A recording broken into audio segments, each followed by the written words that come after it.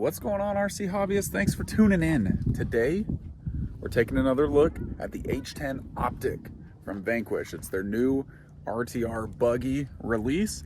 This guy's listed as a trail buggy, but here on the channel, we're gonna try and get this puppy capable. But today, I wanna talk to you about like 15 things, give or take, that people probably haven't really mentioned in any of the videos up to this point.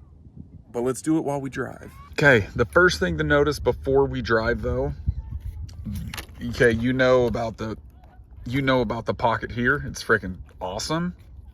One thing they haven't told you, getting a battery in here is kind of challenging because if there's too much material hanging over the edge, it doesn't fit, right? So you gotta be careful about that. But let's get it hooked up.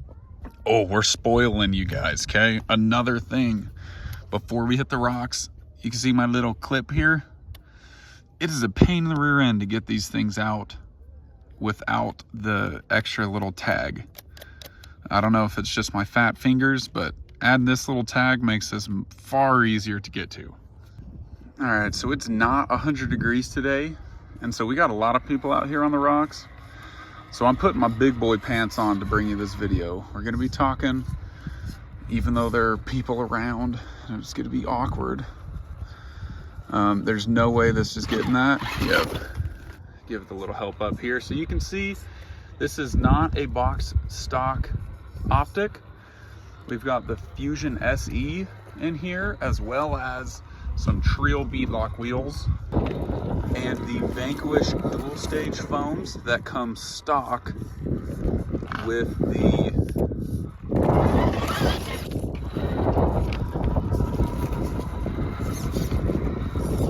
dual stage foams that come stock with the stands.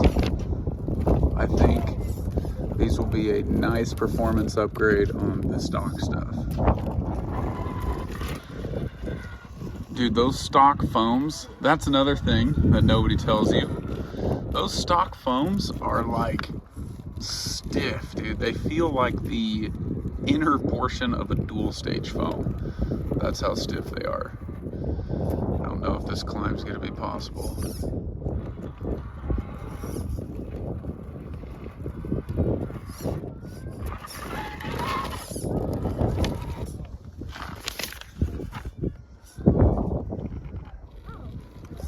All right, I feel like it should be. Come on now. Cheat that driver tire up higher. Oh man. It is right there.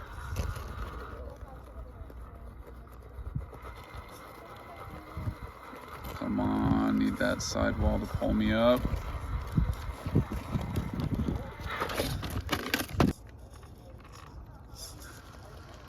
Okay, let's talk about the next thing on the list here. Something small to note, but I actually appreciate this detail. The drive shafts are thinner than like your standard axial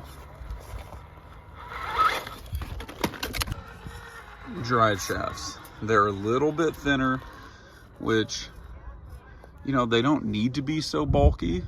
So that's kind of cool. Super small detail, but just something to note. That's what this video is about.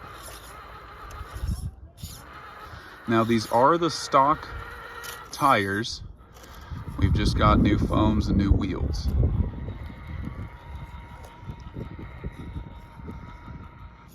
Next thing people are talking about and have mentioned is the shocks.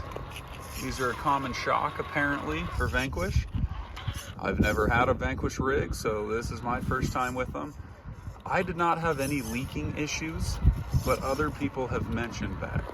One thing I think is pretty cool about these shocks is they do have the adjustable collar that can actually slide all the way up to the mounting holes almost, which gives you a droop setup.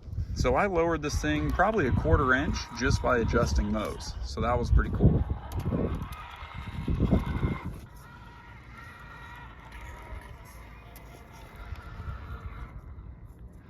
Dude, stop the video. Go look at one of your rigs, their front axle. Look at how just simple this front axle is. With that hydraulic ram look, oh, it just makes it so pretty. I love it. So simple. Oh, I turned out too early. So these foams are definitely making a difference. We are gonna do a little test and tune on the same course switchback so that we can really see the differences. Out of the box, we're set up with some pretty good articulation with the H10. You've got a full tire of articulation in the rear and just under a full tire in the front, that's pretty good out of the box. Can't complain. That's right where I like my rigs, is about a full tire. So I was happy to see that. Steep climb. I know I got to keep it up to keep the belly off the rocks.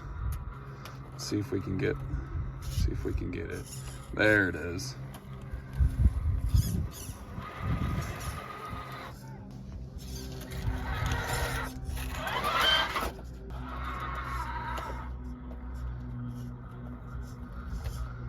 The other thing that's pretty nice about this is you've actually got a forward weight bias out of the box. Nice, got it. Thanks to that forward weight bias.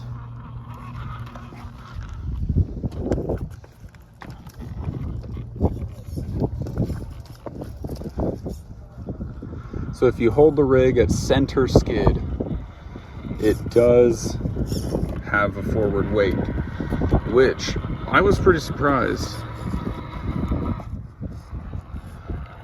Looking at this rig, you wouldn't think that that would be the case, but it does. So that's a plus. Now these are the licensed Yokohama Geolander tires, and some people have wondered how they compare to the Vanquish XT2s. And they're very similar. So because they are from Vanquish, the compound is the same, which is a great soft compound, very similar to the Predator compound we've come to know and love from Proline. They are not quite as tall. I talked about that in my first video on this rig, so if you haven't seen that, go check it out. But fun to note, the dual stage foams, as I've mentioned, will fit. They're a little oversized, but they're soft enough that it actually gives some nice support.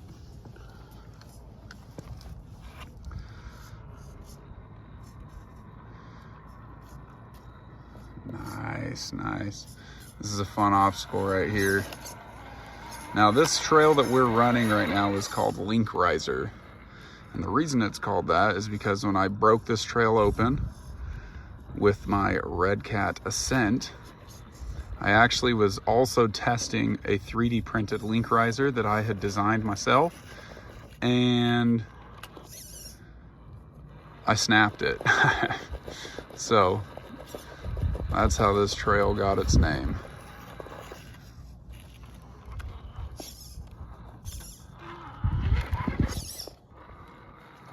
This is a tough obstacle. I can pull it off with my poised, but it's a combination of these ledges down here are nasty, but then they get you the hook, but then it's the belly clearance that just tips you right up. Here's one of my favorite facts about the H10 that you probably didn't know. I've never heard anyone mention this, and that is the axle width. So it is wider than your standard axle. And the way I measured this is I took the wheels off and I measured from point to point. Okay, so that's kind of your maximum potential width. And this measured out at 9 inches. Okay, so this was 9 inches. Your Capra is 9 3/4 inches. And your standard AR-44s are sitting at 8.5. So you've got about a 1/2 inch wider axle than your standard, 3/4 shorter or less wide than your Capra. So I've got my notes here. Last things, that completes the trail. Last things to note, okay? It comes with a metal servo horn, which is awesome. The sticker pack isn't so awesome. It's actually pretty lame. You actually have to cut out the sticker, but you know, it's a sticker pack, who cares? I did use it right here for the number, not a big deal. The controller, super awesome. A lot of people are big fans of this. One thing that I notice is it makes it really easy to set the endpoints, which anytime you get a new receiver and controller, it's always confusing, but this one, I figured it out within a couple of seconds. Lastly, this does have 6.5% overdrive out of the box, which is great. Super nice detail. And it is 13 1/8 inch wheelbase.